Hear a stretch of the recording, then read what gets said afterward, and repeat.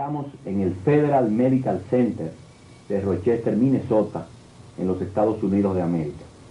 Este es un departamento que pertenece a la Dirección Nacional de Prisiones y a su vez al Departamento de Justicia de los Estados Unidos de América. Hemos llegado hasta aquí para conversar con el señor Lyndon LaRouche, un científico y político que nos ha atraído la atención en razón de los pronunciamientos, de los escritos, de los libros que ha estado escribiendo y que ustedes en la introducción pudieron percibir. Le agradecemos a la Dirección de Prisiones del Federal Medical Center habernos dado las facilidades para esta entrevista y le agradecemos al señor Lyndon LaRouche habernos recibido en este lugar. Estamos en una oficina que regularmente se usa como corte dentro del recinto carcelario y las autoridades nos han permitido usar esta oficina. Para aprovechar el tiempo que nos han dado, vamos a conversar con el señor LaRouche y como es natural, la gran pregunta es, señor LaRouche, ¿por qué usted está preso en esta prisión? ¿Y qué hay de político y qué hay de cierto y legal en esta prisión?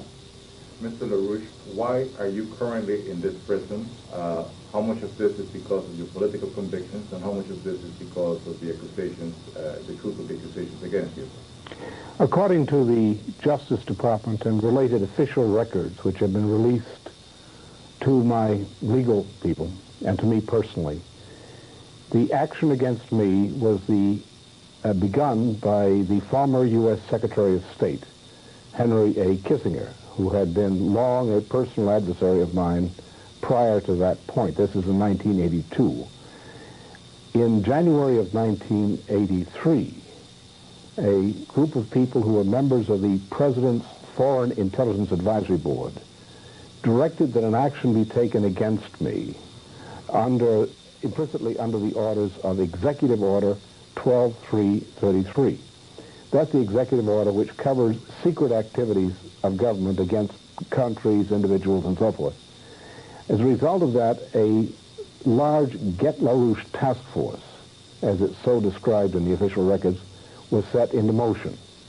And the task force had the function, number one, of conducting financial warfare against organizations and persons associated with me politically, and to attempt to rid the scene of me politically.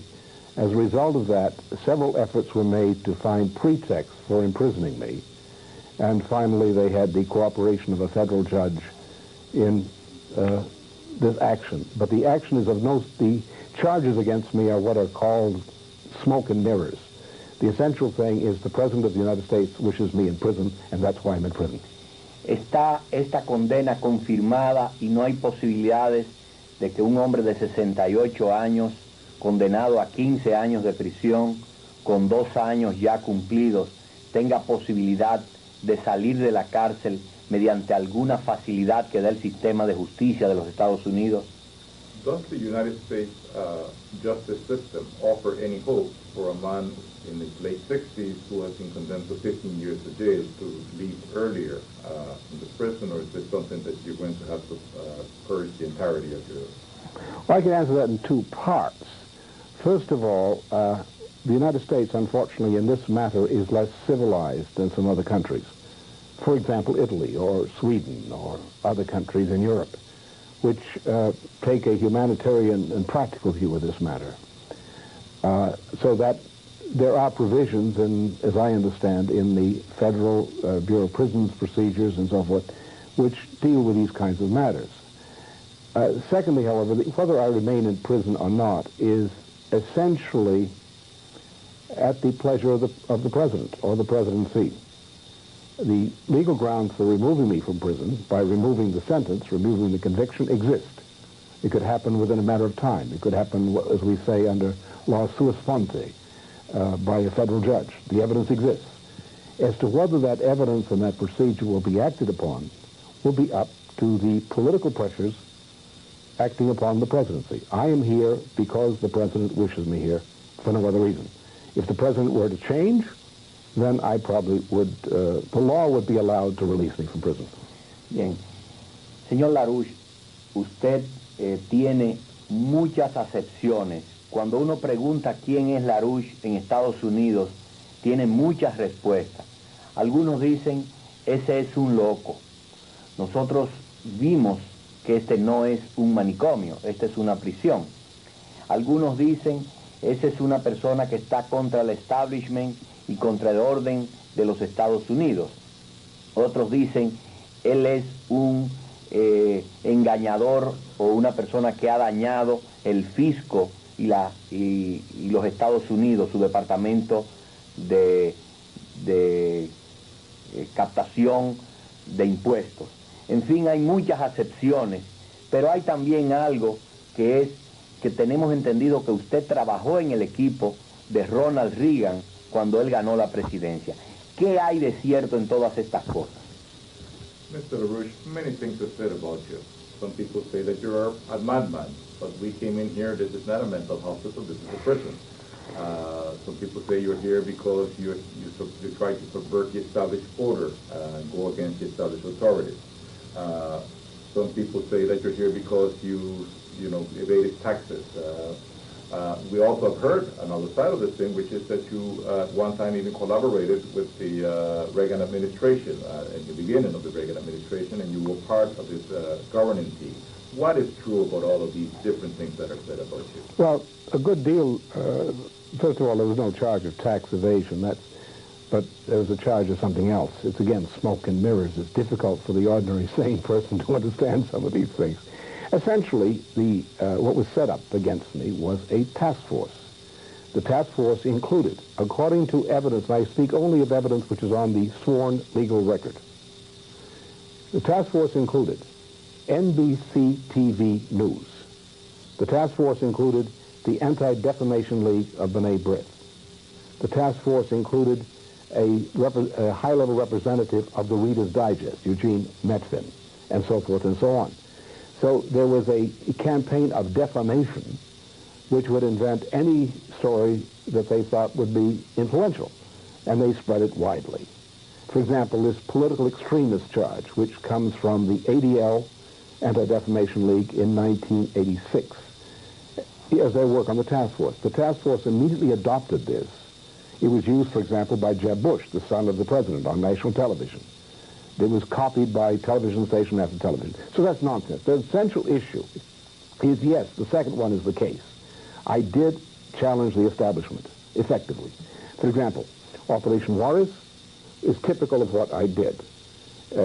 To sum it up, the issue here is that, and I agree with Friedrich Schiller on this point, I think history bears it out, my case bears it out, that there are two tendencies in European civilization over 2.5 millennia. One is typified by Solon of Athens, who banned the usurers from Athens and established a constitutional republic. The opposite view of that time was Lycurgus's Sparta, which was divided into an aristocracy, a nobility, and slaves, helots. That Henry Kissinger and others who are my enemies because they represent the Sparta tradition. I represent the Republican tradition, that is the tradition which believes that the individual has rights. This has become an issue. The operation was done against me. I opposed what is now exposed as, by declassification, as National Security Study Memorandum 200, signed by Henry Kissinger in 1974. And also a National Security Decision Directive 314, signed by Brent Scowcroft in 1975 in his capacity as Kissinger's successor as National Security Advisor. ¿No serían esas nuevas pruebas para reabrir el juicio? To start where you said Henry Kissinger and then go back to the memorandum. Okay. He thought you were referring to the classified memorandum regarding Henry Kissinger sent the thing to Bush? Yeah, no, request. The example of the policy issue, which was the motive actual motive of Kissinger's and others for putting me in prison is Kissinger's policy and the policy of his faction as identified by two documents from the 1974-1976 period, while he was Secretary of State and while he and then Brent Scowcroft were national security advisors to Presidents Nixon and then Ford. The first memorandum is the National Security Study Memorandum 200, signed by Henry Kissinger. The second memorandum, which is based on the first, is National Security Decision Directive 314, but it's signed by Brent Scowcroft in 1975. These memoranda said that developing nations are a danger to the United States because as their populations grow, they will demand technological progress and will become powers which challenge the United States' power to deal with their natural resources and so forth. Well, I opposed that because I was on the opposite side. I agreed with Boumediene of Algeria in 1967. I agreed with Pope Paul VI in Progressio Populorum that the developing nations had a right to technological progress, and it was in the interest of the United States, in fact, that these nations have these rights. So there were two factions. Bush, Kissinger, others, the bankers, New York bankers, belonged to one faction. I belonged to another one. I became, in the course of the 1970s, late 1970s and 1980s, influential in the world through my collaboration with certain agencies of government, including the Reagan administration, the first administration. The people in New York viewed me as a power. Kissinger viewed me as a powerful person and said he must be destroyed. Se dice que LaRouche y el Instituto Schiller tenían una organización poderosa en torno a información, que tenían mucha información y que podían estar trabajando juntos a los intereses de la Unión Soviética, sobre todo en el gobierno de Brezhnev. ¿Qué hay de cierto en eso?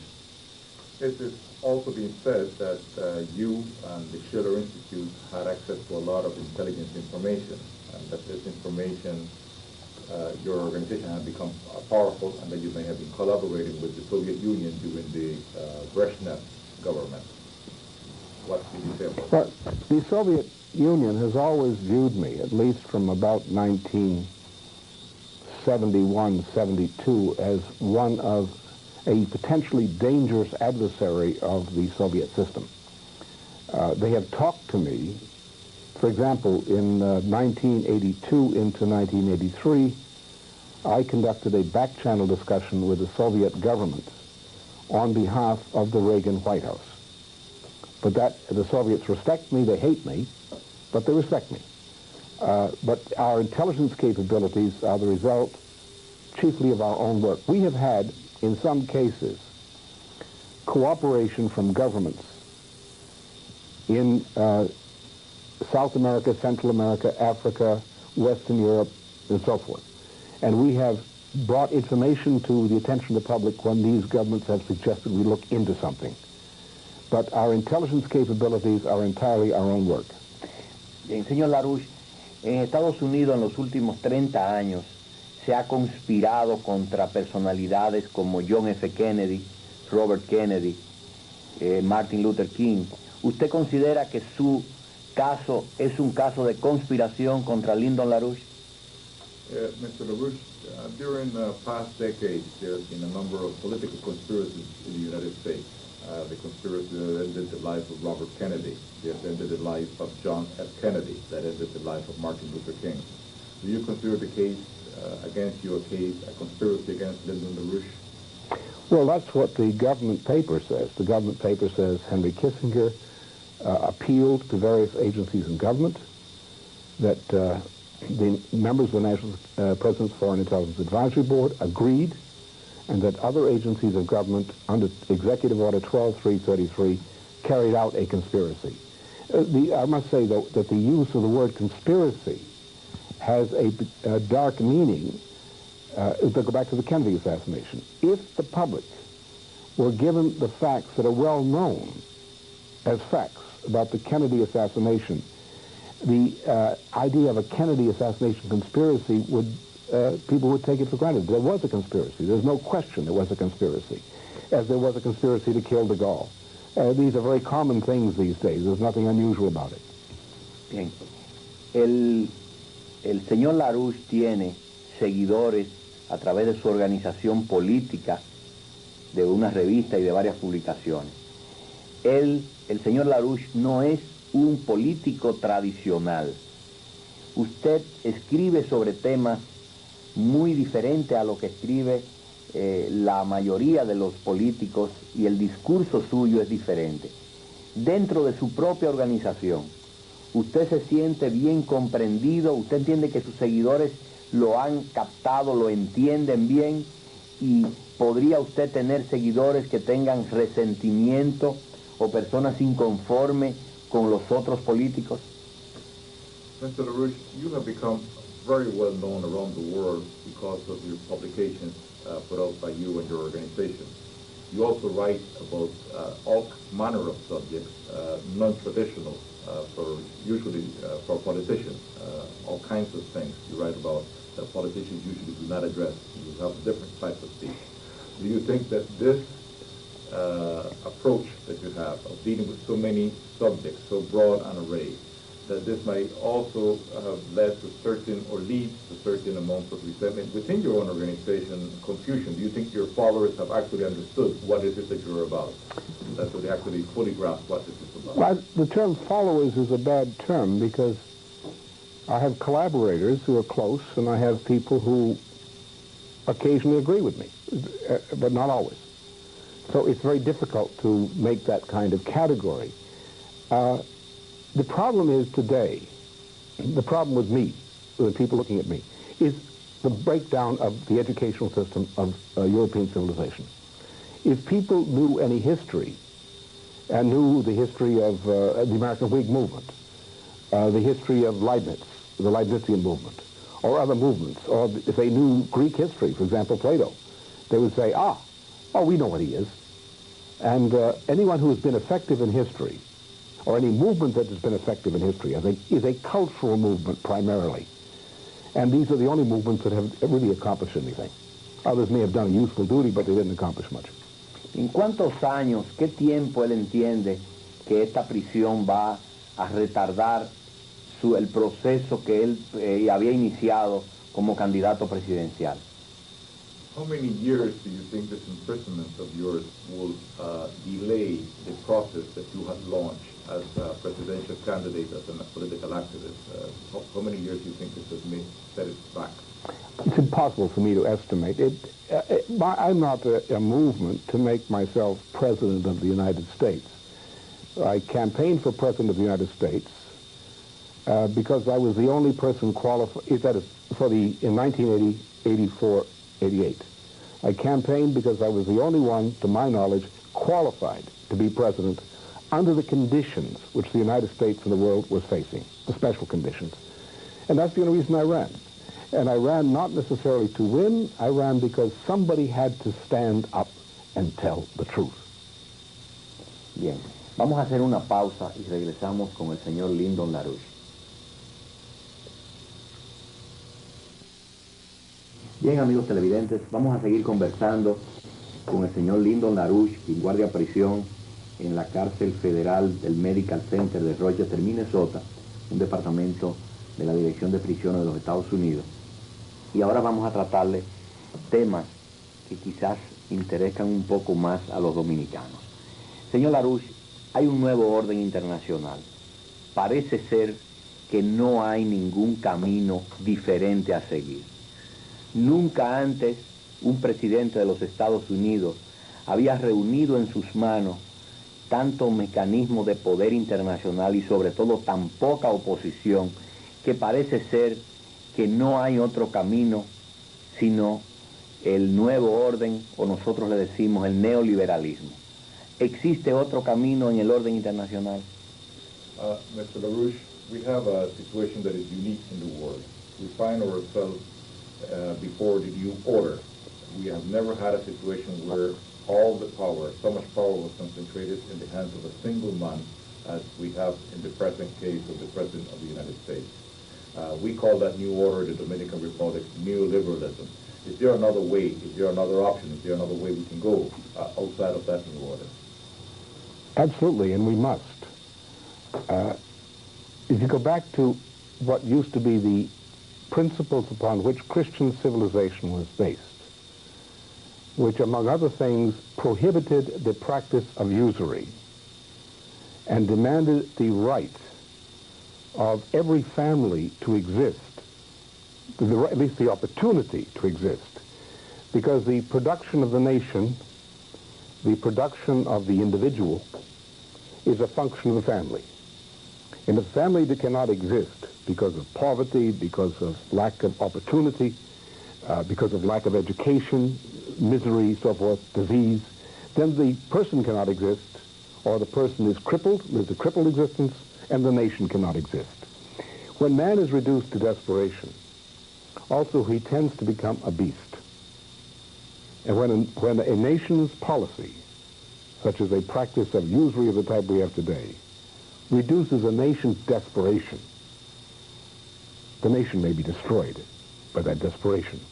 We have always recognized the moral responsibility of the state to provide the conditions of life. The one thing that is not understood is this, which I have laid special emphasis upon. Yes, individual enterprise is correct, but the state must take responsibility for basic economic infrastructure.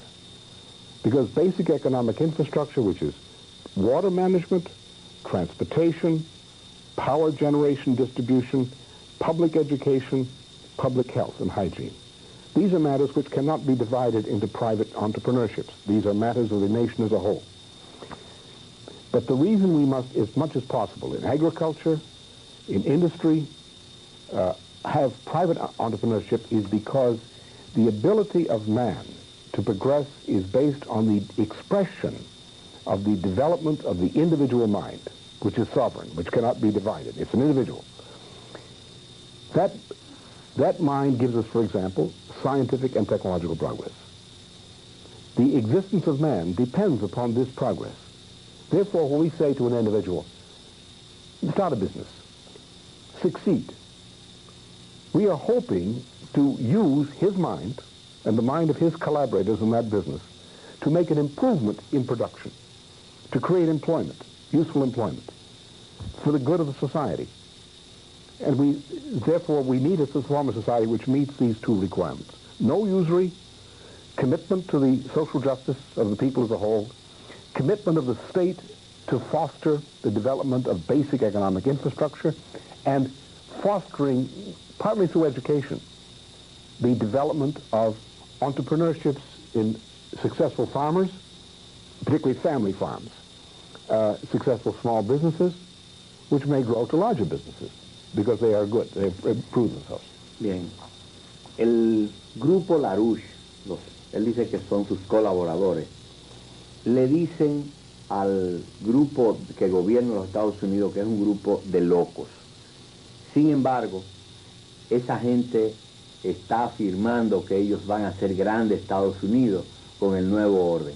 Si Estados Unidos ha prestado dinero de los contribuyentes, si los países pobres no lo han pagado, ni el capital ni los intereses, si viven subsidiando la comida, parece que el grupo que gobierna decidió ordenar la economía del mundo alrededor de los Estados Unidos para hacer Estados Unidos más grande. ¿Por qué el señor LaRouche, siendo norteamericano, no se suma a esa corriente o la comprende? Mr. LaRouche, your followers, you don't call them that, you call them your collaborators, what you said, say that the people who are currently governing the United States, ruling the United States, are a bunch of nuts, that they're going to destroy this country. However, those neoliberals who are in power say no, that they're going to make the United States great. That what has happened is that for years this country has lent money and it has not been paid back. It has given food assistance to underdeveloped nations. They have not taken care of it. That they have simply wasted all assistance that has been given, and that what is being done now is simply to impose some order, and that this order, which is imposed upon these third world nations, which have been going every which way, will turn the United States into a great nation again. Why don't you get with the flow and join with them and help them to turn the country great according to that? Why is it that you disagree with that approach? First of all, the so-called success of the U.S. economy under what you call the neoliberals is the greatest lie on this planet today. We have over 30 million people who are in desperate poverty in the United States. That's about 12-15% of the population here. We have 30% of the population at least is in misery. We have lost most and losing most of our farms. We do not have a food surplus. We have sometimes a grain surplus, which we have because we stopped growing cattle. We stopped feeding cattle. We have what we count as a food surplus is what is in the pipeline, not, we don't have we have always something in the pipeline. Our bridges, 40% of our bridges in the United States are collapsing. Our railroad system is almost non-existent. Our highway system is collapsing. Our manufacturing is collapsing. As a matter of fact, in the chain of production, the United States could not sustain itself and has sustained itself for about 8-10 years only by looting, especially Central and South America. From my calculations, which we've gone over again and again, which we've compared with what we see physically in Mexico, in Colombia, in Venezuela, in Brazil, in Argentina, in Peru, and so forth, what we see, the United States has been looting Central and South America by hundreds of billions of dollars a year, largely through the aid of IMF conditionalities. If the IMF comes in and says, as they did to Mexico in 1982-83, drop your currency, drop the peso. The peso was about 26 pesos to the dollar for many years. The country in 82 was a very good country. Many problems, terrible problems, but a good country. Look at it today. It's ruined. Why is it ruined? Because the United States said, pay your debt, meanwhile we'll increase it. And the Mexicans say, what do we get for this debt? Nothing. We make a writing in a book.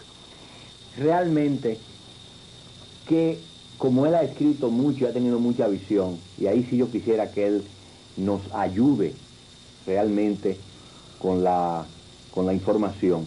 ¿Qué quieren los que gobiernan Estados Unidos a largo plazo? ¿Qué buscan y en cada lugar qué van a hacer?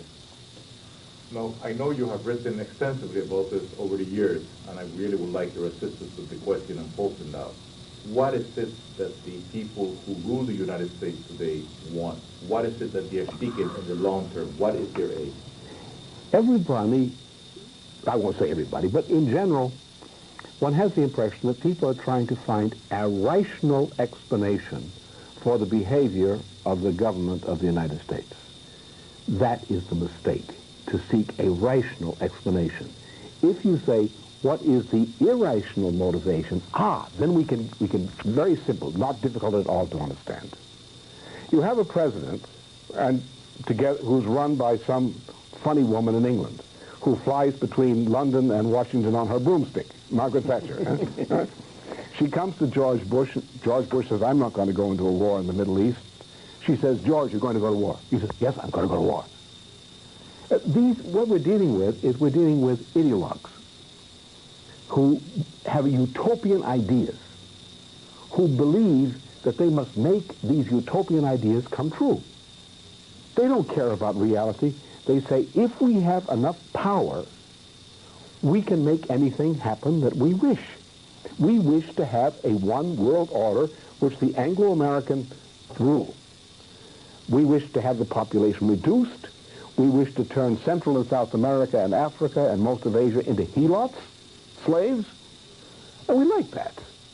We like it. That's what we wish to do. Entonces no hay integración con América Latina. No es cierto.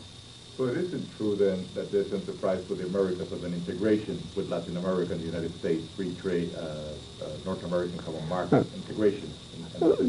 Let me put it in this ironic fashion. I eat a meal. I have a salad before the meal. I have a meat course. If I'm Italian, I have a pasta course before that. I have an after course, a meat course. Then I have maybe 1 or 2 different desserts. I have integrated all these elements into my stomach. That is the kind of integration of which these gentlemen speak. No, y con respecto a la formación de los 3 bloques en el mundo, Europa, Japón con los tigres del sudeste asiático y Estados Unidos con México y después con América Latina. ¿Qué hay de cierto en eso? ¿Qué a ellos les conviene y qué no les conviene al gobierno de los Estados Unidos de esos 3 bloques? Well, regarding these 3 blocks that have seemed to be developing in the world, you have one with the Soviet Union, one with the Europe integration, the Japanese, the feline economies of the South Asia, and then of course the United States with Mexico, and then eventually the rest of Latin America. What does this mean? What is convenient to the United States interest? What is not convenient to the United States interest? How do they see it? How do you see it? Well, if George Bush, for example, succeeds in what he says he wishes, he calls that U.S. interest. That will be a disaster for the United States. That is not the interest of the United States. We are facing the worst financial and economic disaster in this century right now, in the United States and elsewhere. What we're looking at is the danger of chaos. For example, take the case of the Soviet Union. Everyone says the Soviet Union is now a junior partner of London and New York. Not quite true. The Soviet Union still has an integral military capability. And although the Soviets have been frightening people in the West with talks about the danger of chaos, of a nuclear power in chaos, that is not entirely an artificial situation. That's not an empty threat. So the United States and Britain are among the worst economies in all of the industrialized sector. They're on the edge of collapse. So our savings banks are gone. All of the commercial banks are gone. Our insurance companies are collapsing. Perhaps a few small numbers of interests are still surviving, but they're collapsing. We're in the danger of a global collapse. And what the danger in this period is not who is going to win among these powers. The danger is that we all go down to a common catastrophe for lack of a rational approach to global politics. We can solve problems with a global approach, the right global approach.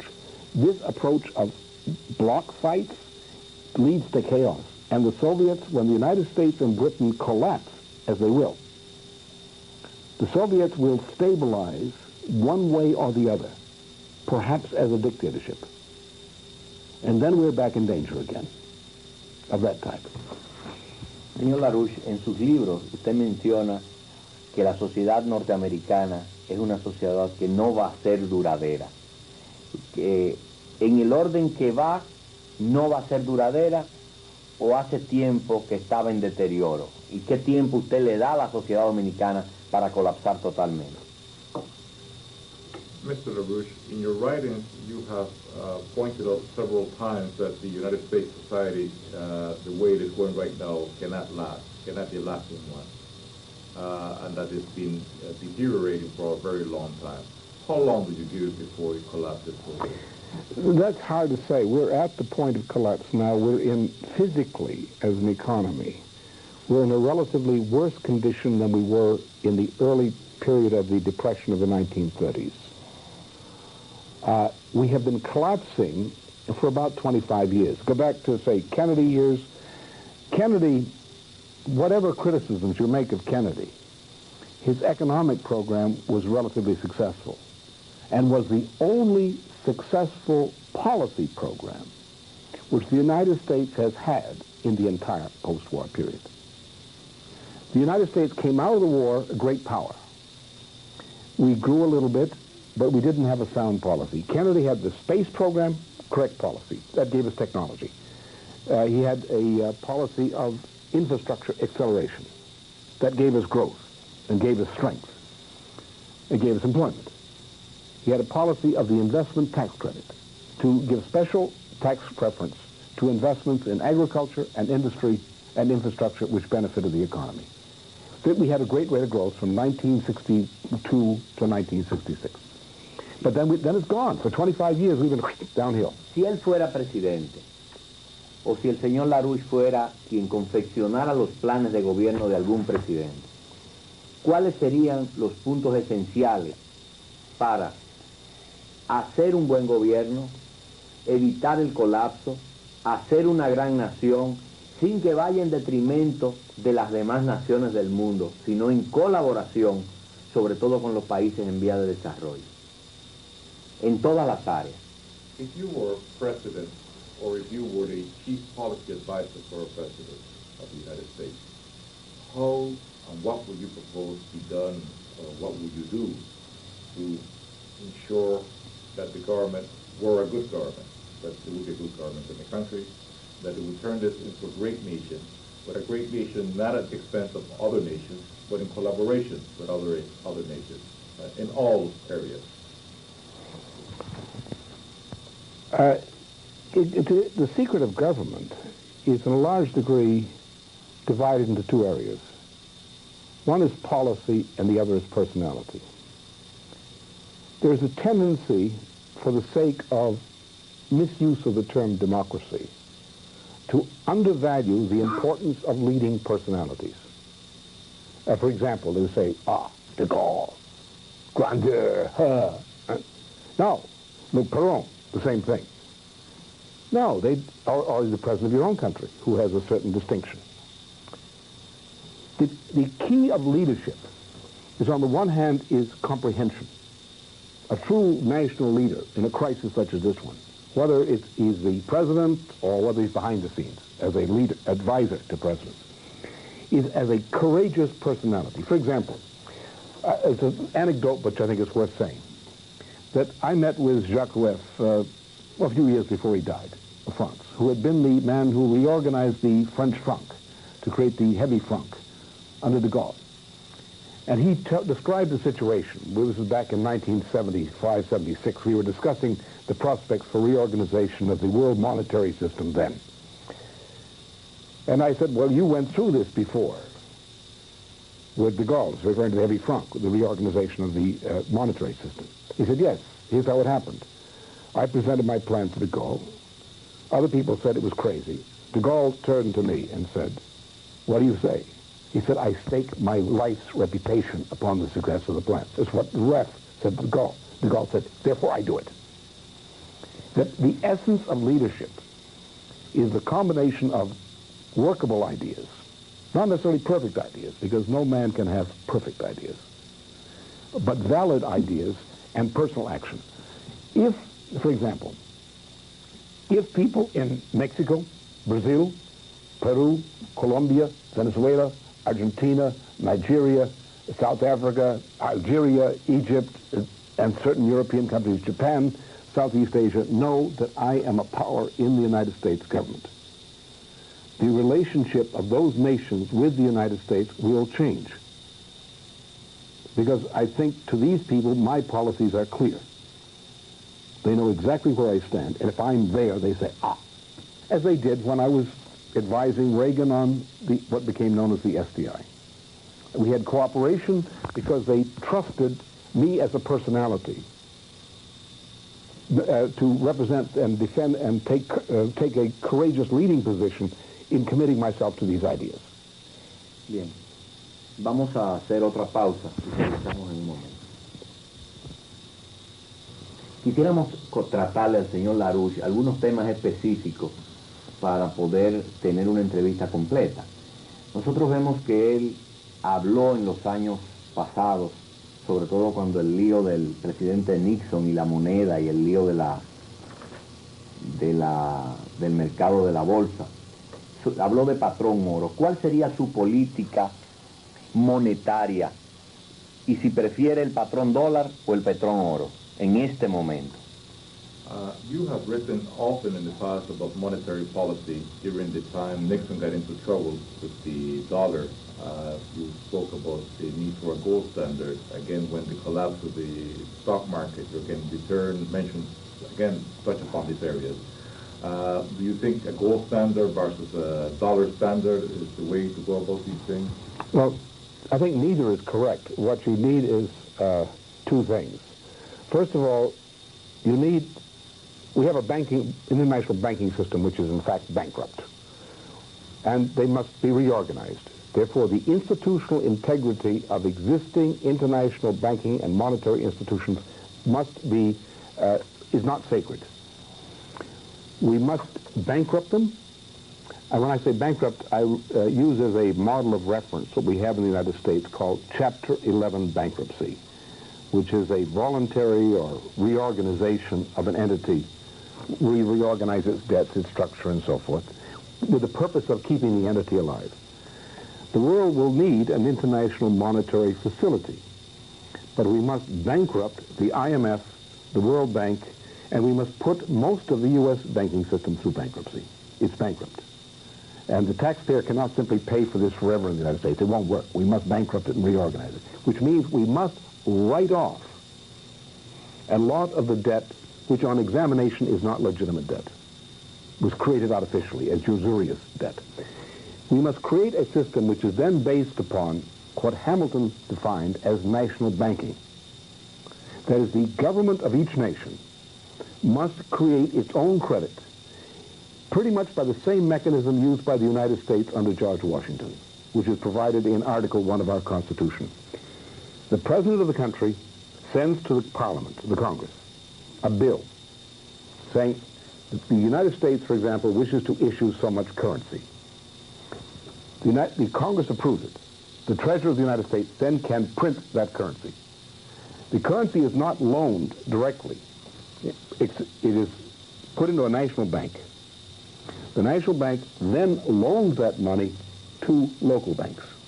The local banks loan the money at low interest to approved categories of priorities of national investment: infrastructure, agriculture, export, and so forth. Now, every country must do that if we wish to have an order. Now, we must then ensure that all of these countries can have a low interest rate in investment and trade across their borders. To do that, we must have a standard, a gold reserve standard. Not a gold standard, but a gold reserve standard, which means that we say we agree to price gold at so many dollars, so many pesos, and so forth, a fixed standard, which we may adjust, but we don't allow chaotic movements, free market movements. Then we can keep low interest rates. If I can guarantee, say if I were President of the United States, if I can guarantee, together with presidents of other countries, a 1% basic interest rate in international lending for purposes of investment in capital goods and trade, I can have an explosion in international trade and prosperity, even today under today's conditions. And if other countries have the same policy, it'll work. So what we need is a national banking system, cooperation among national banking systems of governments, and a gold reserve system where we agree to settle our differences among each other, among nations in gold. Sin embargo, se afirma que la banca norteamericana necesita cobrar los créditos de los países extranjeros, el dinero que le deben los argentinos, los brasileños, los polacos, es decir, la banca no puede sobrevivir si nos perdona la deuda. However, one thing that it is said is the fact that the American banks need to continue with the present policy because they must collect the money that is owed to them by Argentina, by Poland, by Brazil. Otherwise, they're going to go down the drain, and that's going to destroy the economy. But therefore, they must proceed with this policy debt collection in order to survive and keep the system alive. At the present interest rates, that can never happen. At the present interest rates, the present financial structures, they cannot be paid. What we have is a situation in which to collect the debt, or to attempt to collect the debt, Mexico is going to be put through an Auschwitz program, which is, for example, if I pay Mexican labor in maquiladoras at 50 cents an hour, if they have to pay virtually U.S. prices for food, which is what they do in these maquiladoras. They cannot even support themselves. Therefore, they cannot support a family. You have people who are working at 57 cents an hour who are receiving charity in the form of tortillas, a pound of tortillas, and so forth a week from charitable organizations. No sanitation, all kinds of problems. What happens? You keep, in the case of Auschwitz, remember this is like Auschwitz, that's no exaggeration. In Auschwitz, the SS took the able-bodied people, they rented them to a private corporation such as IG Farben. IG Farben fed them 1,000 to 1,100 calories a day food. They did 3,000 calories a day work. In 3 months, they came back a corpse. In the maquiladores, the conditions are not yet that bad. But maybe they have 2 years of labor, maybe a year of labor, before they are in a similar condition. What are you going to do? You're going to reprocess, and the purpose of these maquiladores is one thing: to extract payment for debt for U.S. banks. That's the only purpose. What are you going to do? Reprocess the entire population of Mexico? Are you going to do the same thing as proposed now with Chile? Are you going to do the same thing with Peru, with Brazil, with Argentina? How many hundreds of millions of people are we going to kill? I have examined the debt. I've examined it extensively in 1980 to 1982. I've examined it since. My friends have examined it in the same way recently. Most of this debt is not legitimate debt. That is, the countries received nothing for the increase in the debt. It was simply they rewrote the debt, wrote it up. It's because if you take what the countries received from the United States banks since 1982 and what they have paid, they owe nothing, or virtually nothing. So then you come back to, it's true, the United States banks, if they don't receive this debt, will go bankrupt. But they're going to go, they are already bankrupt. Not merely because of this, but because of domestic lending as well.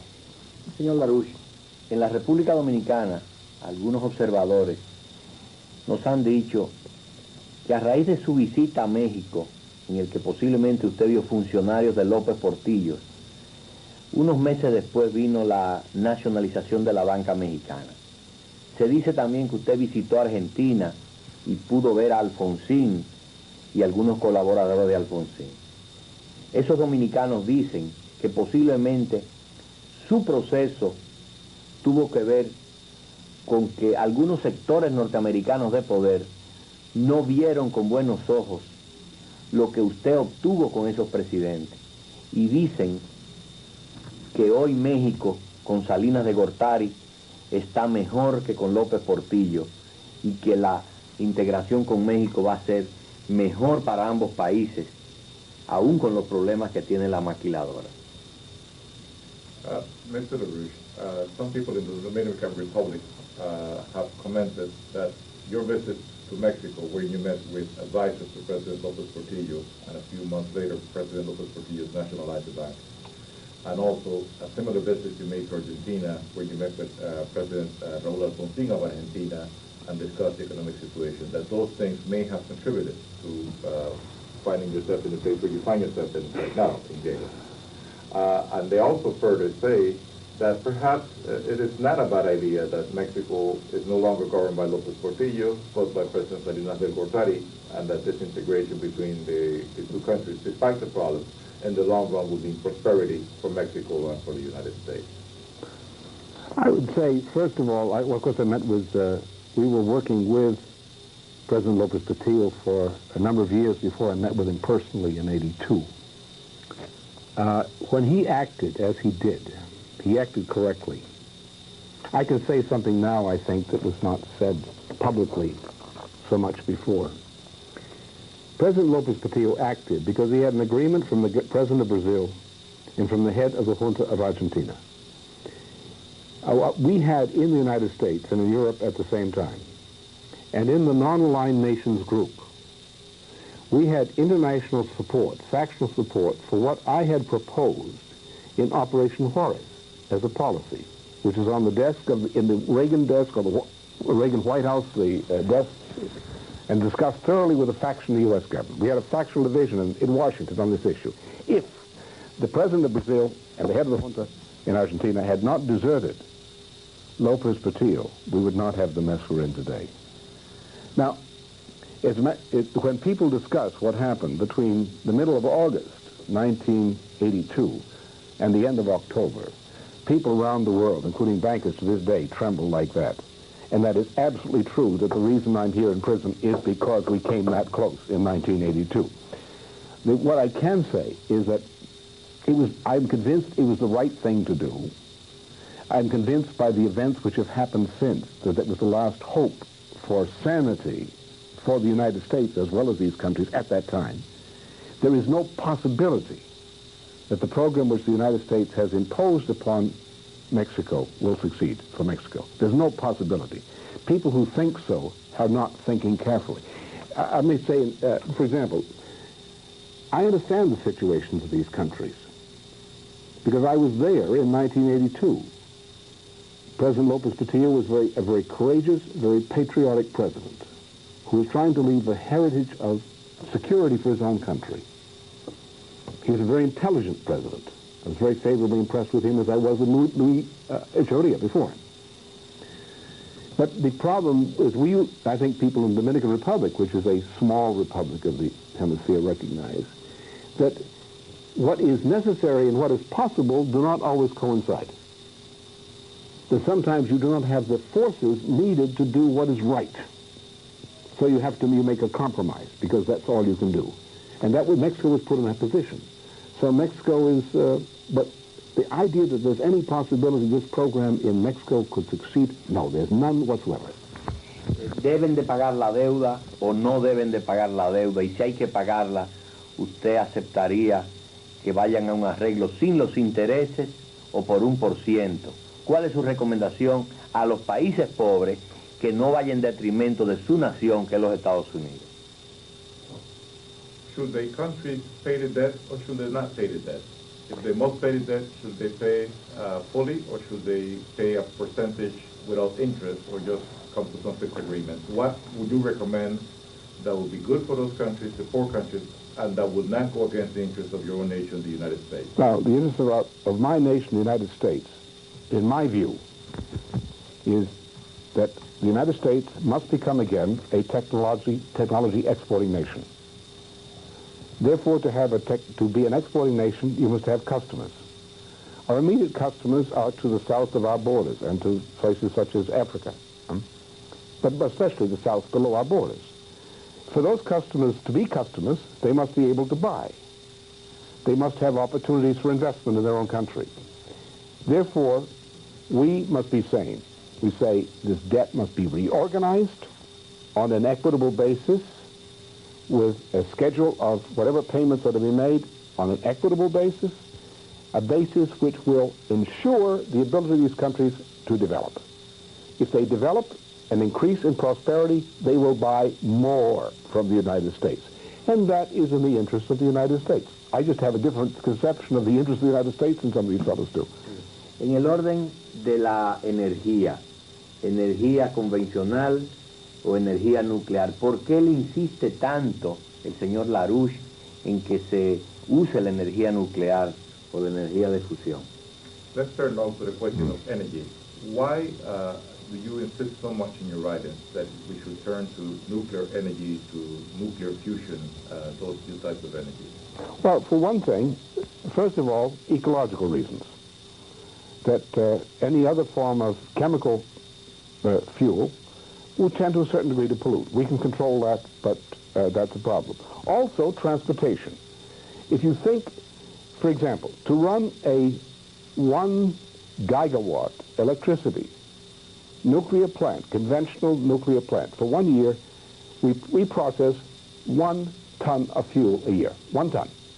How many, for the same thing, how many for the same 1 gigawatt capacity, how many tons of coal, how many barrels of oil must we have for the same energy? So the ecological impact of nuclear energy is the best in the world, and fusion will be better. Also, however, The second feature of nuclear sources of energy is that they operate at a higher temperature equivalent than the so-called conventional sources. This enables us to introduce new kinds of processes which are more economical, which cannot be otherwise achieved. So to break through into the future in technology, we must have higher temperature forms of energy, such as nuclear is the beginning. The high temperature reactor today, as developed by friends of mine, say in France or in Germany or in France, like Schulten at their high temperature reactor, is the safest, most efficient reactor in the world. Any country in the world can use it. It gives you all kinds of benefits.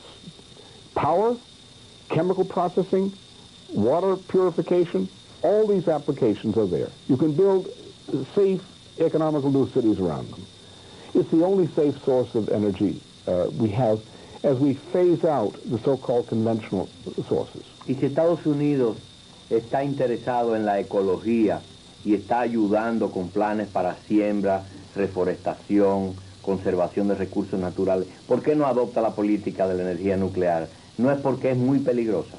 Well, if the United States keeps insisting that they're interested in ecology, they're pushing the question of reforest, growing new forests and keeping land out of cultivation and, stopping pollution, why then don't they adopt what you're proposing, a nuclear energy policy? Is it because they consider nuclear energy to be too dangerous? No, because they don't want technological progress. The United States government, officially, has no interest in ecology, none. They have interest in the word ecology, the myth of ecology. The reality is a different matter. For example, the greatest problem, ecological problem, the United States has today is a lack of fresh water. We could have fresh water. I've been campaigning for fresh water. We don't have it. Our aquifers are collapsing in the Western Plains. We are drinking sewage, and we will be drinking sewage. We won't invest a nickel in developing adequate fresh water. To get fresh water, we need improvement in power. Agriculture. The best way to maintain the land is to have investment tax credit incentives to farmers, and you'll maintain the land. We put the farmers out of business. The farmers leave a wasteland and a dust bowl behind them as they go into bankruptcy. Now, the United States, for example, the so-called ozone hole problem is a hoax. The so-called greenhouse problem is a hoax. The United States uses the word ecology, but what I would call the health of the environment, there is not a penny for it, really, in the United States today. Bien, vamos a hacer otra pausa y volvemos en un momentito. Bien, vamos a dedicarle este segmento con el señor LaRouche a la República Dominicana y a sus problemas. Señor LaRouche, nosotros somos un país pequeño. Firmamos hace 4 años un acuerdo puente con el Fondo Monetario y el actual presidente se ha resistido durante 5 años a firmar un nuevo acuerdo con el Fondo Monetario Internacional. Pero el próximo mes de julio va a firmar un acuerdo por 1 año de prueba con el Fondo Monetario Internacional. Le han exigido algunas cosas y vamos a consultarle sobre esos temas por separado. Mr. LaRouche, I want to spend this segment talking about my country, the Dominican Republic. 4 years ago, we signed a bridge agreement with the International Monetary Fund. However, our current president, President Balaguer, has refused to sign for the past few years with the IMF. Unfortunately, next month, July, he will be signing a deal with the IMF. I would like for you to comment on this situation because we're concerned as to what we're going to get from it, and then we will go into it in detail as we progress in this segment. El presidente, durante estos 5 años, ha utilizado dinero inorgánico, como se le dice allá, dinero sin respaldo, para la construcción de viviendas de clase media y pobre, para la construcción de presas, canales de riego, carreteras, etc. Ese dinero sin respaldo es muy dañino, o usted lo vería como mejor que el dinero que quieren los organismos internacionales, que se les pague a ellos y que no se construya. During these five years, when he has refused to sign with the IMF, our president has been issuing what we call in the Dominican Republic inorganic money. That is to say, currency without backing. This money is specifically for the purpose of investment in building highways, in building housing for the middle class and the poor, in building water projects and so forth. Some people complain that this is worthless money. Is that your opinion, or you think that this money is better to do it this way than to spend the money in paying, say, the banks? President Balaguer's critics do not know the history of the United States. That the American system began in the 17th century in Massachusetts, in the Massachusetts colony, where the Massachusetts colony issued exactly such kinds of money in order to cause the prosperity of the colony, which continued until the British shut it down in 1689 with Governor Andros. Where after that, Cotton Mather campaigned for the restoration of money. And the critics of the president should read a famous paper by Benjamin Franklin called on the subject of a paper money, paper currency. Then if you look at the Article 1 of the U.S. Constitution, and read the writings, particularly of Treasury Secretary Alexander Hamilton when he was George Washington's Treasury Secretary, you will find exactly that the prosperity of the United States was based upon this kind of use of so-called paper currency.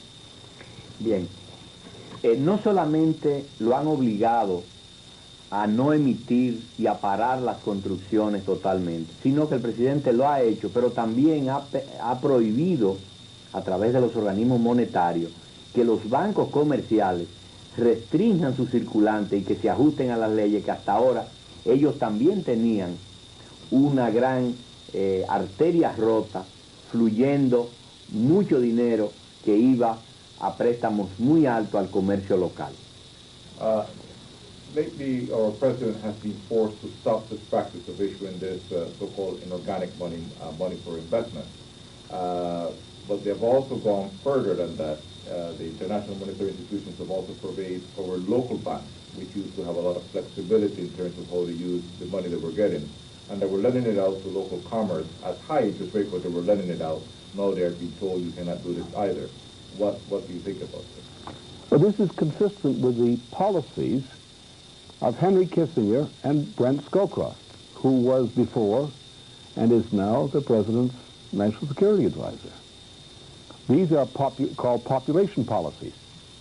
If you wish to maintain a population, you must maintain infrastructure. You must have your local banks must use state credit, which they have access to, and loan it to promote local enterprise of this type. The object of government is to utilize all resources, including labor, in a useful way. The government can act in certain ways to create projects like large-scale water projects, road projects, and so forth. This is useful. So instead of keeping people unemployed and paying for unemployed, you pay them for working, for doing something useful. Then the local banks come in and they loan money to people to set up enterprises, taking advantage of the infrastructure which the government is providing. And that's the way you have prosperity. Bien, una de las condiciones que se pusieron allá fue la sincerización de los precios. No hay subsidio ni para combustible, ni para harina para el pan, ni para el azúcar. La política de cortar subsidios, de sincerizar precios, ¿es buena o es mala? One of the policies that they have imposed on us is what we call, well, not what we call, is what is established, a policy of making prices represent what it is, true price. They have eliminated subsidies. They have forced us to give up subsidies on flour, subsidies in gasoline, subsidies on foodstuffs. Do you agree with this kind of a policy where things have become the true price, which is high? It's not a true price. What the so-called subsidies, well, let me just step back and say one thing. First of all, in the IMF or other agencies, you're dealing with very young people, bureaucrats, who actually may come from Harvard of all places or someplace like that. They don't know anything about economics. They are ideological. They are accountants trained in ideology. They say, we say this. As if by saying it, they make it true. It doesn't make it true. It merely indicates a problem, particularly for a small country. Here you're looking at a man who calls for death from you. He's an official of such an agency. You know he's an idiot, but he has a tremendous amount of power behind him. So you have to deal with this problem. The price of anything essentially is determined by the price of reproduction. Let's, for example, let's take the case of a farmer. We have a long history of that. In American agriculture, to this day, unless the American farmer gets about 90% of parity, the agricultural system is not going to work. Therefore, food prices based on 90% of parity paid to farmers is generally, and I've gone through the calculations myself, so there's no question about it, it doesn't work. What happened? Okay, we didn't have parity prices in the United States. They call it subsidies. Eliminate the subsidy. First down to 82%, then down, we're down, way down now. The farmers go bankrupt. We say there's a food shortage, but we have hungry people. We say there's a food surplus, but we have hungry people. No, the price is based on 90% of farm parity. Now, the same thing is true in your country, is that you could increase the wages to pay a higher price, or you could let the present level of wages maintain, and you pay a certain amount to even out the, say, grains or food or flour. It's perfectly rational. This is not a subsidy. But you have big, powerful companies which have influence with these agencies which wish to dump grain on your country or in other countries, and they say, okay. Hay tres puntos que faltan todavía por completar para firmar con el fondo. Nosotros quisiéramos su opinión. Una es, ¿por qué nos ponen cuotas de pagos mensuales en dólares que están por encima de las posibilidades de pago y ellos lo saben? There are a number of conditions that we still have to work out before the agreement with the IMF becomes final. And we want your comments on some of these. The first one is, why do they want us to make monthly payments to the IMF in dollars with a payment that is larger than they know we are capable of paying? Why this demand? Well, if you have to pay in dollars, then you turn around and you find that your currency is debased after you make the agreement. That's the thing to worry about. That's what happened with Mexico. That's what happened with all these countries that made these agreements. They made an agreement to pay in dollars.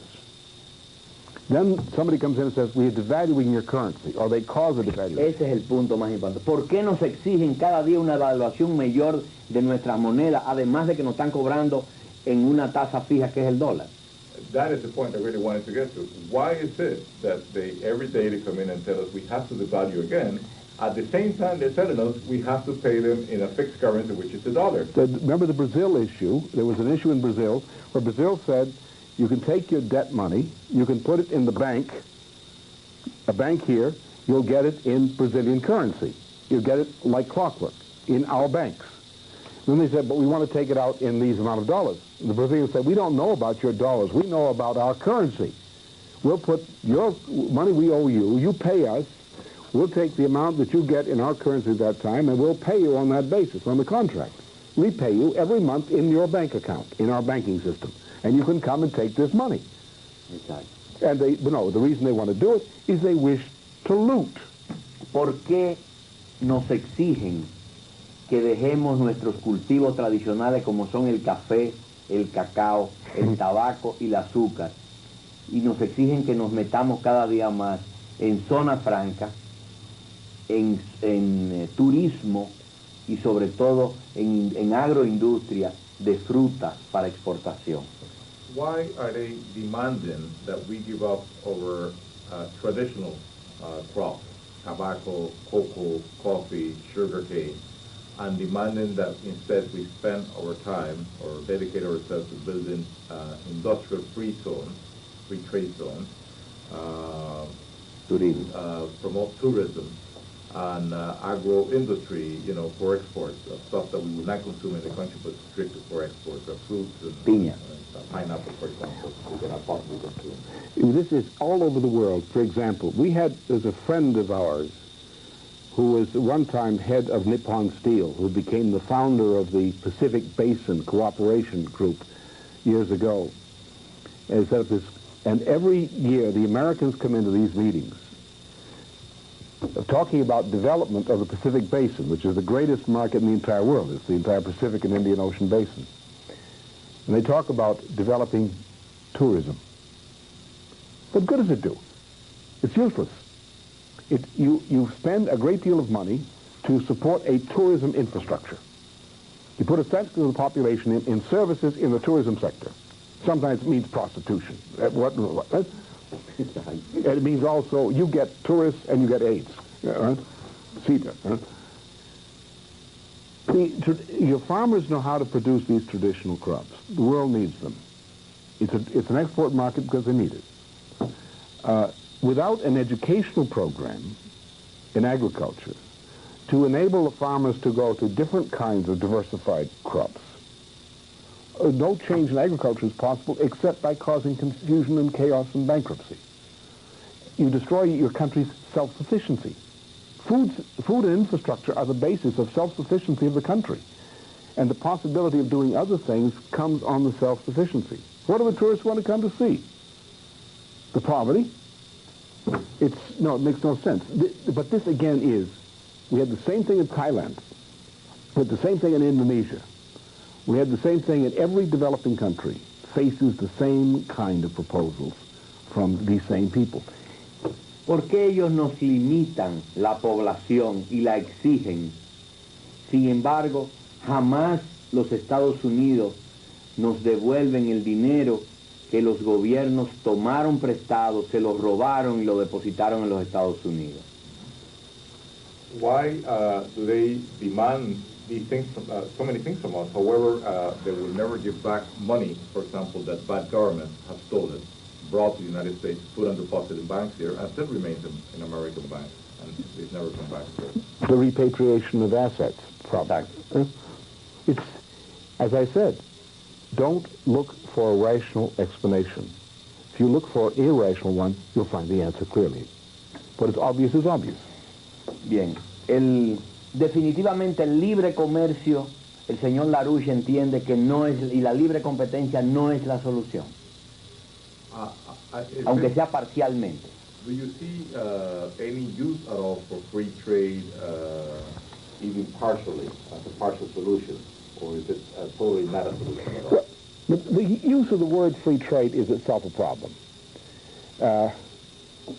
Adam Smith was immoral, anti-Christian, and insane. His purpose of his program, as laid down in their own writings, the writings of the British his employers, was to destroy the economies of North America and France. That's what this policy was designed for. So, therefore, if we talk about independent entrepreneurship, if we talk about rational markets, which are perfectly legitimate policies, if we use the word free trade, then these people come in and say, you agree with free trade, then you must do this, you must do this. No. I think it's better not to use the word free trade. I think it's better to use terms models, for example. When I speak of using terms, I mean this. We have populations. The populations know almost nothing about economics. They may know little things, practical things that they know. But economics, the economics of a nation, they don't understand anything of it. So someone comes in and uses words. Big man, important words. And they believe these things. They don't understand. It's better to give the population an explanation, to educate them in what economics is. For example, we can say that the United States has good sides, good parts of its history. The United States fought against the British for its independence. The United States at that time expressed ideals which every patriot of Ibero-American countries has shared since. When the United States was expressing these good ideas, which all sane countries, patriots have in common, we had an economic policy. It was called the American System of Political Economy. Well, at the same time, the Americans who were establishing this policy were fighting against the British, who were oppressors, who had a policy of free trade. that we prefer the American system. I say it's good to say we prefer the American system to the British system of free trade. Now that the Americans have abandoned the American system for the British system, we see the United States is going bankrupt. Maybe it would be better for us and the United States to go back to the American system. That's the way I would answer it. Bien, pero hay un asunto, son 200 años que tienen los Estados Unidos con muchos problemas, pero cuando se pensaba que Estados Unidos iba a desaparecer y que la Unión Soviética y el comunismo iban a avasallar el capitalismo, justamente quien desaparece es la Unión Soviética, y Estados Unidos ahora mismo es el líder con todos sus problemas, y aunque el señor LaRouche vea que está prácticamente colapsando.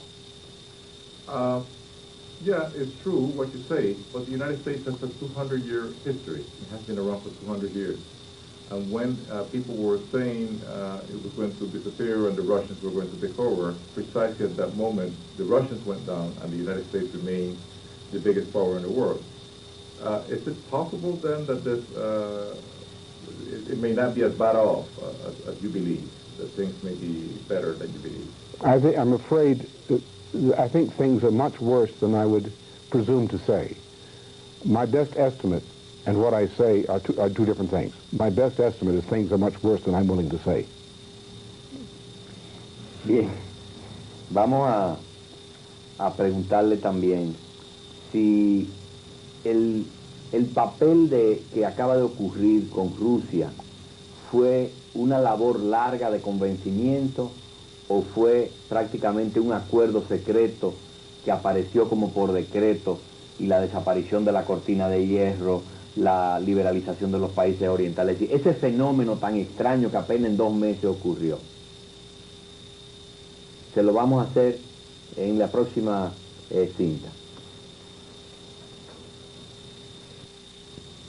Bien, el señor LaRouche es un estudioso de los asuntos internacionales, y a nosotros nos interesa saber si realmente los cambios en Europa Oriental, la Unión Soviética, que Bush, por cierto, exige hoy que acaben de establecer el libre mercado en la Unión Soviética, ¿eso ocurrió por decreto o por acuerdo?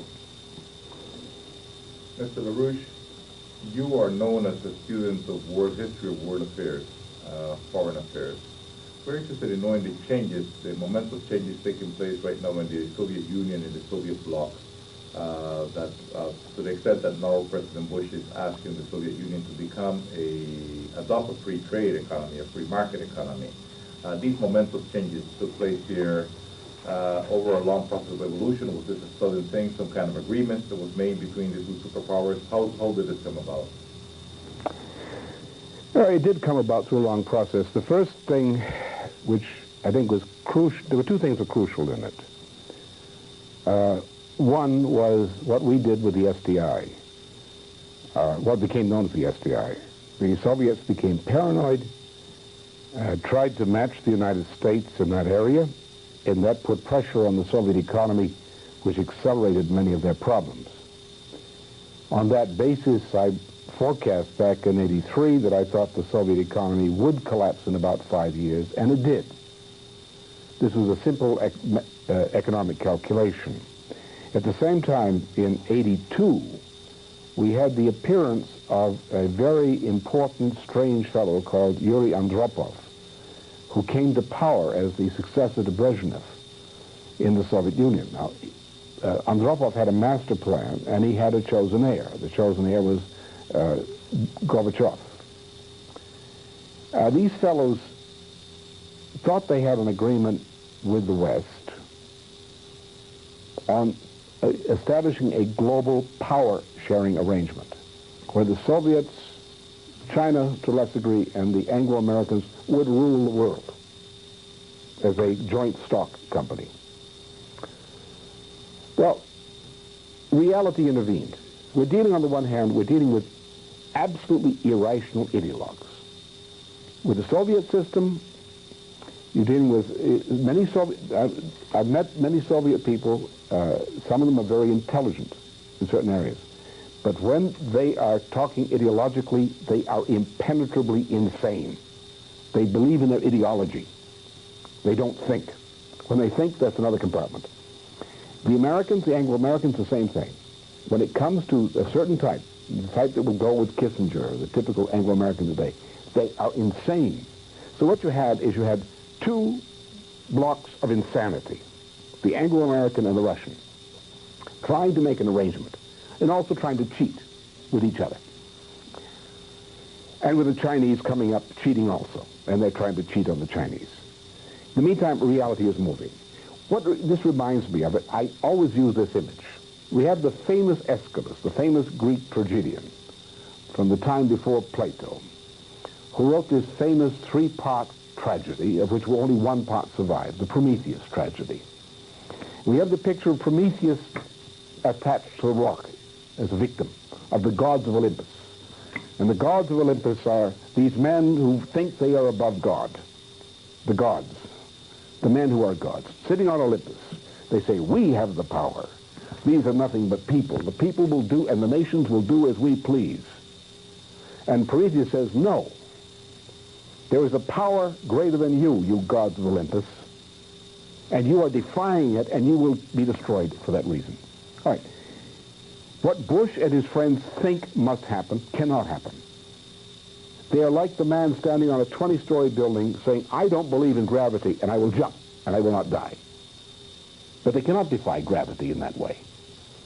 They are defying gravity in the laws of nature and the economy, both the Soviets and the Americans. Now, what we come to is the Anglo-Americans, totally ideological, with no thought to the future, just would-be gods, like Roman emperors who think they're gods, saying, the Soviets will do this. Why? Because we want it. But it won't work. Nonetheless, they will do it because we want it. And the Soviets are saying, no, we won't do it.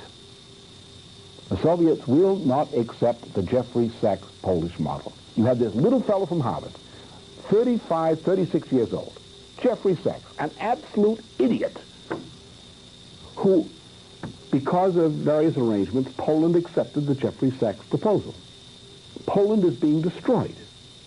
The Russians have said, having seen this Polish model, we will never tolerate the Polish model because we don't wish to be destroyed.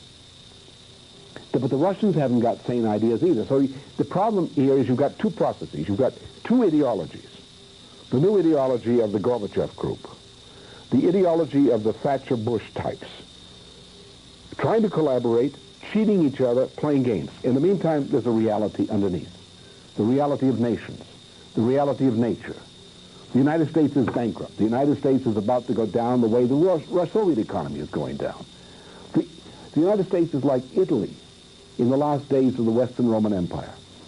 It does not produce at home. It's rich. Why? Because it loots the colonies. It loots Europe, as we did in the Gulf. The United States picked up $100 billion to conduct a war in the Gulf. ¿Y quién está mejor ahora?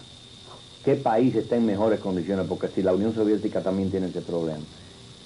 Well, if the Soviet Union is also facing these problems, as you say, and the United States, what country is better off in this world right now? Well, the center is the center of possibility.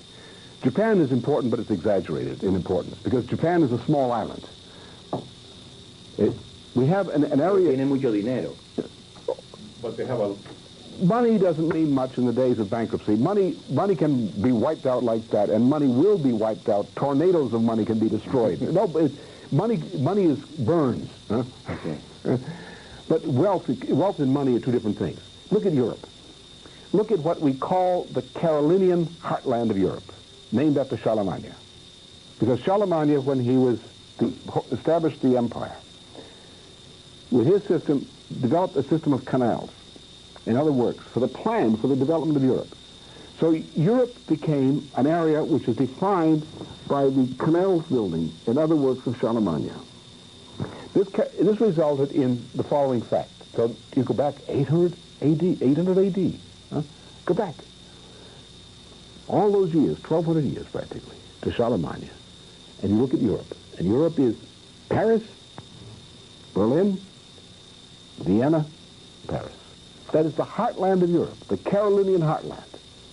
It has the highest density of energy, productive energy, the highest density of productivity anywhere on this planet. It is connected down to Italy, down southern France, down into Spain, connected north into Scandinavia. Esos países y esas ciudades, ese triángulo que está dentro, ¿están en mejores condiciones que Estados Unidos hoy? Like, would you say that then the countries, the cities inside of that triangle you're describing are in a better shape than the United States today? The productivity of that area is a greater that's about 110 million population. That area has greater productivity than the entire United States. That's an area about the size of Japan. ¿Y por qué él no traduce eso a su país y trata de desarrollar una zona que está en Europa, pudiendo producir los mismos efectos de una Alemania de los años 40? Why then can you not apply those same principles to the United States? Can you find a section within the United States itself where you could say, okay, this area here can do the same? We destroyed it. We used to have it. We used to call it the industrial heartland of the United States. And it ran from about here down to St. Louis, out through Michigan, the Great Lake Basin. It went to Philadelphia, which was the center of the original origin of this. Philadelphia was the center of U.S. technology. It went out across the Ohio Basin, the Great Lake Basin, and this was the great American industrial heartland, and became also the great heartland through extension by railroads and so forth in the Mississippi River system of agriculture and industry. This was the great American heartland. We destroyed it. We destroyed it in the past 25 years with a policy of post-industrial society. Europe, however, did not go as deeply as we did. It did not become as insane. Why? Because Europe had de Gaulle. Europe had Adenauer. Europe had a number of leaders who resisted what they recognized as the British disease in economy. The United States followed the British disease. We were not destroyed by the Soviets.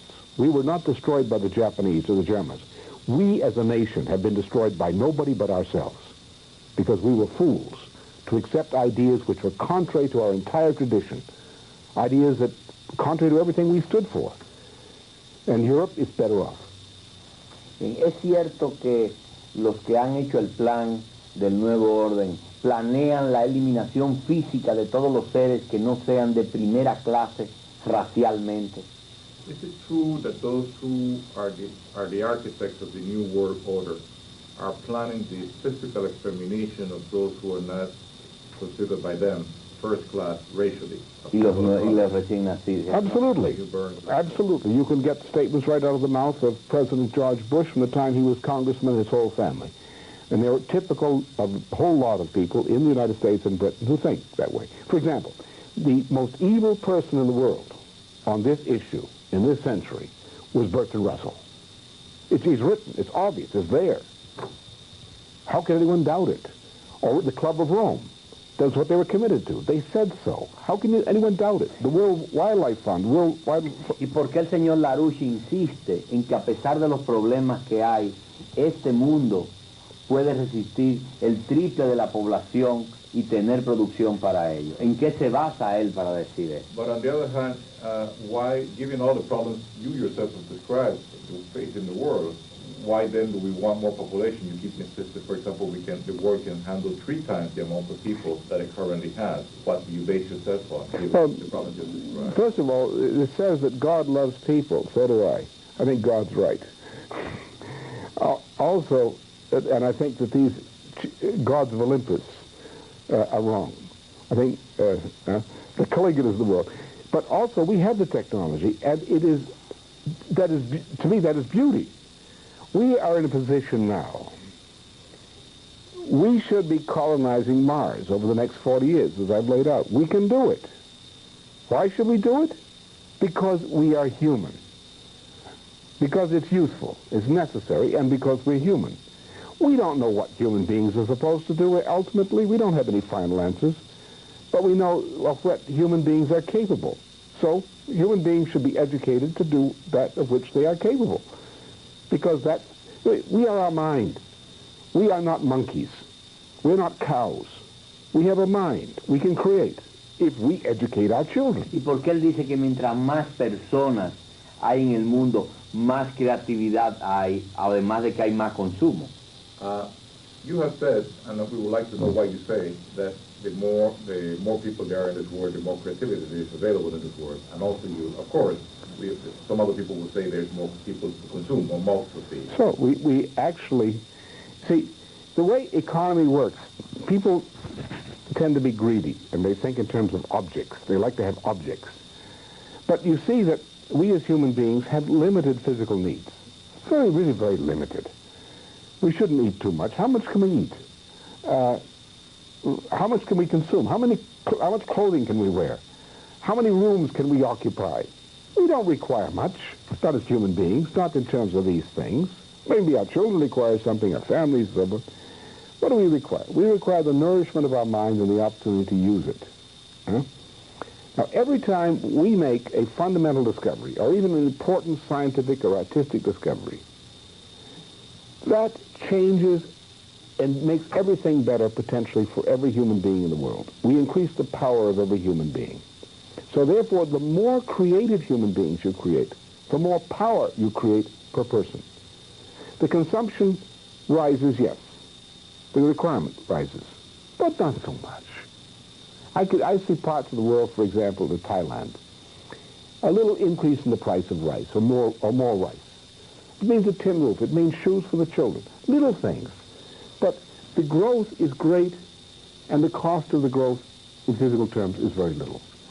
If we have dumb people, they don't create much, that's different. If we have intelligent people, which we get by educating them, educating all our children, then we have a lot of creativity.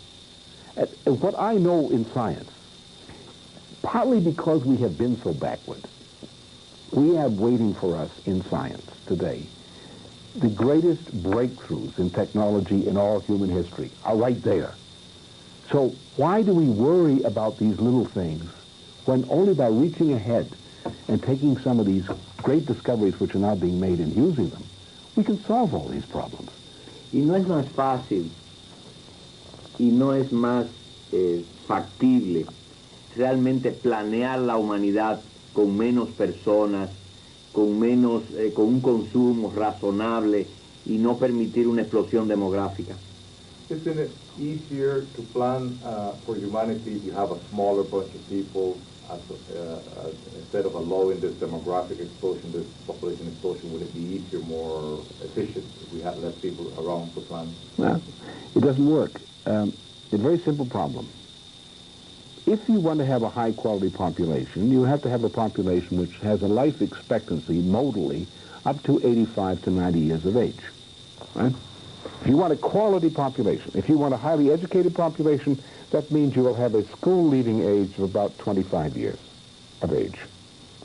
Now, in order to have a productive society, you must have a highly educated population. That means up to 25 years of age, education. Now, how many years is it going to take of adult life to pay for raising one child to 25 years of age with full education? That means you require an effective modal life expectancy, working life expectancy of up to 65 or 60 or 65 or 70 years of age. If I produce a population which is generally healthy up to 60 to 70 years from the standpoint of work, then I have a population which will live to 85 or 90 years, or that kind of end of the spectrum in significant numbers.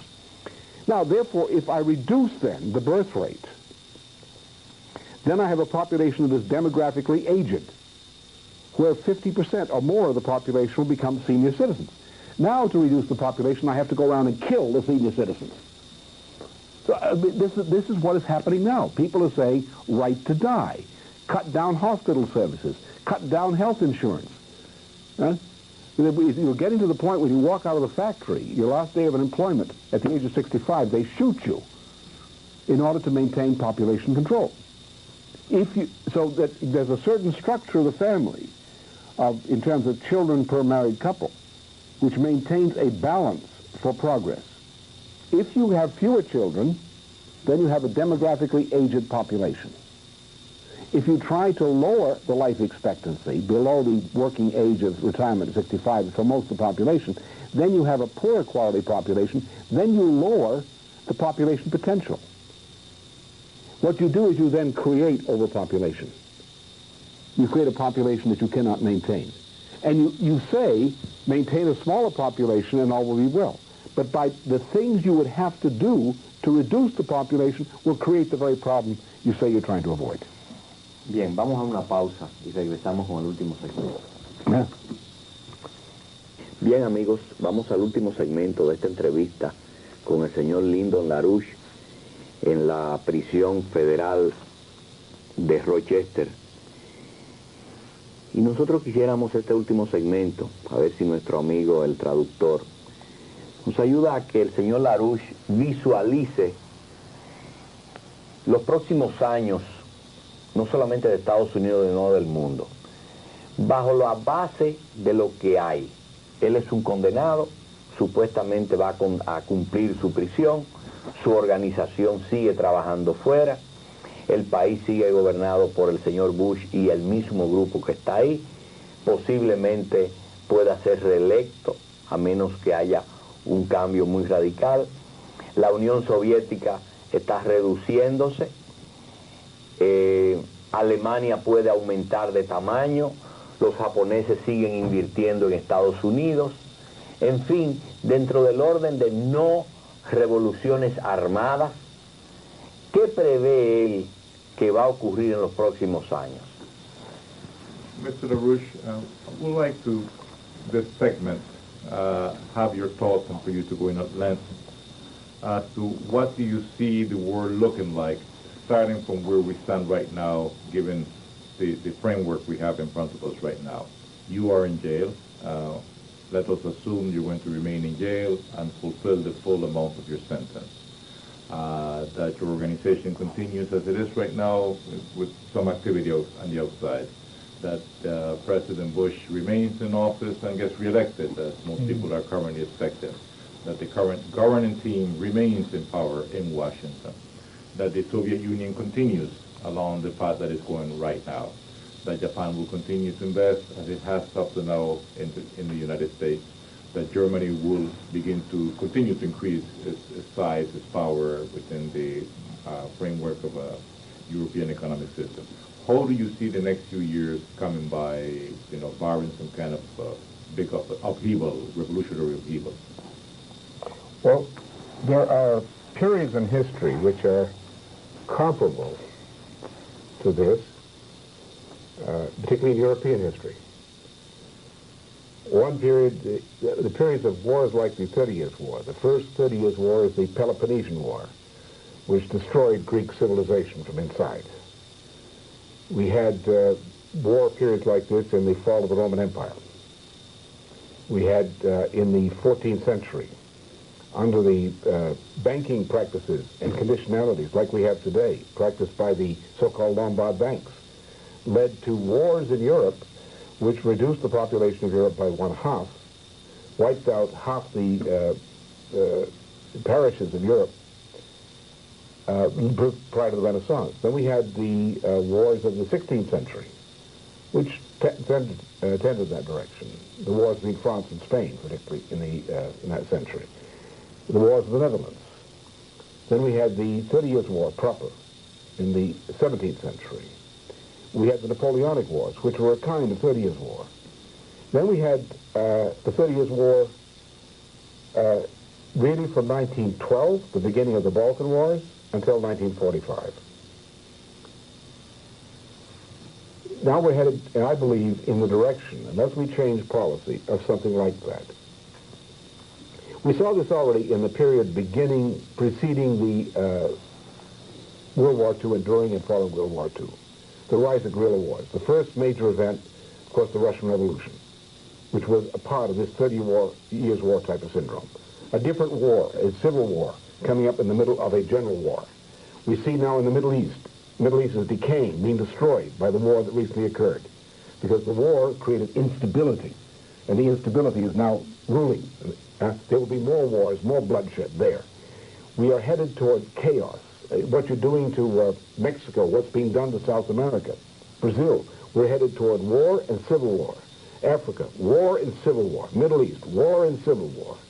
We're headed toward a situation where violence increases, with clubs, with stones, with knives, with everything, that the planet will go into chaos of that type, like a 30 Years' War, with some regular wars, little wars, upheavals, social chaos, and so forth, unless we bring order back to this business. My view is that what I see as having to be done must be done. We must stop, we must get rid of the ideologues, we must go back to sane statesmen, of which de Gaulle, for example, is a good example. Perón was an example. Perón is much maligned in the United States, but Perón was a great statesman. There are other people who have played a lesser role, great statesmen. In Africa, we had, Mrs. Gandhi, I see, was a great statesman. Her son, Rajiv, before they killed him, was beginning to become a statesman after one set of problems as his first prime ministership. So either we do what I think has to be done, I don't know, details are flexible, but the general principle of going back, saying, throw the New Age away, we're going back to civilization, the principles of European civilization, and the rights of all people on this planet to those rights. We're going to scientific and technological progress again. We're going to anti-usury monetary system. We're going to rebuild this planet by employing people to produce physical wealth and improvements. And we're going to reinforce the sovereign nation-state as the institution. Let me just emphasize that to make it clear. There are these people coming up with these ideas which are called in the Bible the Tower of Babel. We have people they're going to build a one-world system. We're going to take all the people, we're going to stick them in one big tower called the New World Order. What happens? What happened to the Tower of Babel? The essence of life, the individual is an individual. He lives a short time, he dies. His span of physical influence is small. How does he function, this individual? How does his family function? It functions through a state, through a government, through a society. The society functions through the state. How does society function? You have a state which speaks the same language as the people. The people and the state deliberate together. This deliberation is sovereign. This is the essence of a people. What you need is a world which is based on a collection of mutually cooperating sovereign republics, all committed to the rights of each and all to the benefits of scientific and technological progress, and to elementary principles of natural law which are based upon the sacredness of the human individual. If we say we're going to do that and get rid of these ideologues, we can survive. It will be difficult, but we'll survive. Yo quisiera hacerle una pregunta final.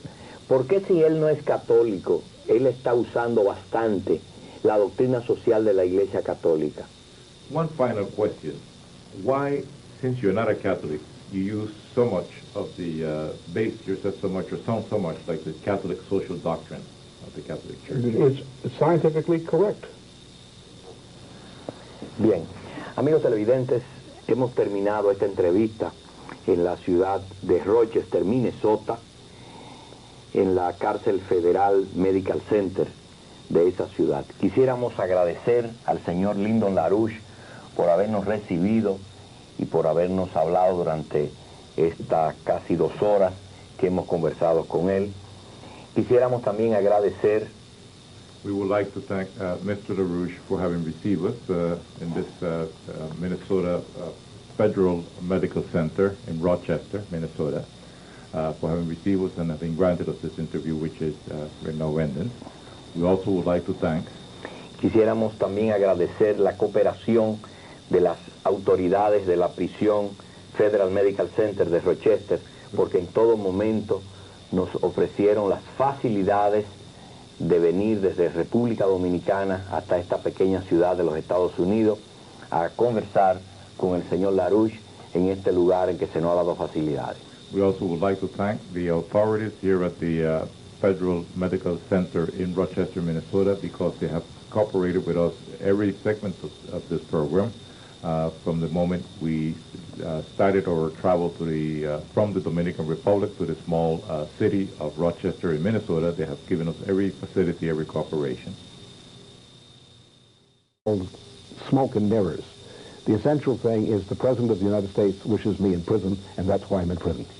¿Está esta condena confirmada y no hay posibilidades de que un hombre de 68 años, condenado a 15 años de prisión, con 2 años ya cumplidos, tenga posibilidad de salir de la cárcel mediante alguna facilidad que da el sistema de justicia de los Estados Unidos?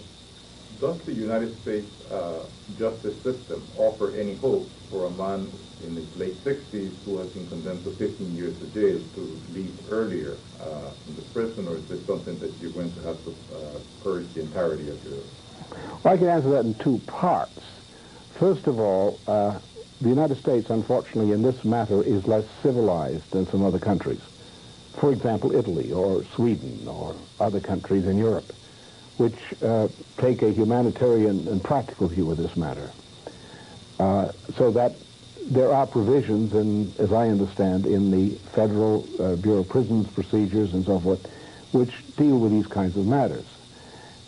Secondly, however, whether I remain in prison or not is essentially at the pleasure of the President or the Presidency. The legal grounds for removing me from prison, by removing the sentence, removing the conviction, exist. It could happen within a matter of time. It could happen, as we say, under law sua sponte, by a federal judge. The evidence exists. As to whether that evidence and that procedure will be acted upon will be up to the political pressures acting upon the presidency. I am here because the President wishes me here, for no other reason. If the President were to change, then I probably would, the law would be allowed to release me from prison. Bien. Señor LaRouche, usted tiene muchas acepciones. Cuando uno pregunta quién es LaRouche en Estados Unidos, tiene muchas respuestas. Algunos dicen, ese es un loco. Nosotros vimos que este no es un manicomio, esta es una prisión. Algunos dicen, esa es una persona que está contra el establishment y contra el orden de los Estados Unidos. Otros dicen, él es un engañador o una persona que ha dañado el fisco y los Estados Unidos, su departamento de captación de impuestos. En fin, hay muchas acepciones, pero hay también algo que es que tenemos entendido que usted trabajó en el equipo de Ronald Reagan cuando él ganó la presidencia. ¿Qué hay de cierto en todas estas cosas? Mr. LaRouche, many things are said about you. Some people say that you're a madman, but we came in here, this is not a mental hospital, this is a prison. Some people say you're here because you try to subvert the established order and go against the established authorities. Some people say that you're here because you evaded taxes. We also have heard another side of this thing, which is that you at one time even collaborated with the Reagan administration at the beginning of the Reagan administration, and you were part of this governing team. What is true about all of these different things that are said about you? Well, a good deal. First of all, there was no charge of tax evasion. But there was a charge of something else. It's, again, smoke and mirrors. It's difficult for the ordinary sane person to understand some of these things. Essentially, what was set up against me was a task force. The task force included, according to evidence, and I speak only of evidence which is on the sworn legal record, the task force included NBC TV News. The task force included the Anti-Defamation League of B'nai B'rith. The task force included a high-level representative of the Reader's Digest, Eugene Metfin, and so forth and so on. So there was a campaign of defamation which would invent any story that they thought would be influential, and they spread it widely. For example, this political extremist charge, which comes from the ADL, Anti-Defamation League, in 1986, as their work on the task force. The task force immediately adopted this. It was used, for example, by Jeb Bush, the son of the president, on national television. It was copied by television station after television. So that's nonsense. The essential issue is, yes, the second one is the case. I did challenge the establishment, effectively. For example, Operation Juarez is typical of what I did. To sum it up, the issue here is that, and I agree with Friedrich Schiller on this point, I think history bears it out, my case bears it out, that there are two tendencies in European civilization over 2.5 millennia. One is typified by Solon of Athens, who banned the usurers from Athens and established a constitutional republic. The opposite view of that time was Lycurgus's Sparta, which was divided into an aristocracy, a nobility, and slaves, helots. That Henry Kissinger and others who are my enemies because they represent the Sparta tradition. I represent the Republican tradition, that is the tradition which believes that the individual has rights. This has become an issue. The way it was done, the operation was done against me. I opposed what is now exposed as, by declassification, as National Security Study Memorandum 200, signed by Henry Kissinger in 1974. And also a National Security Decision Directive 314, signed by Brent Scowcroft in 1975 in his capacity as Kissinger's successor as National Security Advisor. ¿No serían esas nuevas pruebas para reabrir el juicio? To start where you said Henry Kissinger and then go back to the memorandum. Okay. He thought you were referring to the classified memorandums regarding your Henry Kissinger sent the thing to Bush? Yeah, no, request. The example of the policy issue, which was the motive capabilities, are the result chiefly of our own work. We have had, in some cases, cooperation from governments in South America, Central America, Africa, Western Europe, and so forth. And we have brought information to the attention of the public when these governments have suggested we look into something. But our intelligence capabilities are entirely our own work. Bien, señor LaRouche, en Estados Unidos en los últimos 30 años se ha conspirado contra personalidades como John F. Kennedy, Robert Kennedy, Martin Luther King. ¿Usted considera que su caso es un caso de conspiración contra Lyndon LaRouche? Mr. LaRouche, during the past decades, there's been a number of political conspiracies in the United States. The conspiracy that ended the life of Robert Kennedy, that ended the life of John F. Kennedy, that ended the life of Martin Luther King. Do you consider the case against you a conspiracy against Lyndon LaRouche? Well, that's what the government paper says. The government paper says Henry Kissinger appealed to various agencies in government, that the members of the National President's Foreign Intelligence Advisory Board agreed, and that other agencies of government under Executive Order 12333 carried out a conspiracy. I must say, though, that the use of the word conspiracy has a dark meaning. To go back to the Kennedy assassination. If the public were given the facts that are well known as facts about the Kennedy assassination, the idea of a Kennedy assassination conspiracy would people would take it for granted. There was a conspiracy. There's no question there was a conspiracy, as there was a conspiracy to kill de Gaulle. These are very common things these days. There's nothing unusual about it. Bien. El señor LaRouche tiene seguidores a través de su organización política, de una revista y de varias publicaciones. El señor LaRouche no es un político tradicional. Usted escribe sobre temas muy diferente a lo que escribe la mayoría de los políticos, y el discurso suyo es diferente. Dentro de su propia organización, ¿usted se siente bien comprendido? ¿Usted entiende que sus seguidores lo han captado, lo entienden bien? ¿Y podría usted tener seguidores que tengan resentimiento o personas inconformes con los otros políticos? Mr. LaRouche, you have become very well known around the world because of your publications put out by you and your organization. You also write about all manner of subjects, non-traditional, usually for politicians, all kinds of things you write about that politicians usually do not address. You have different types of speech.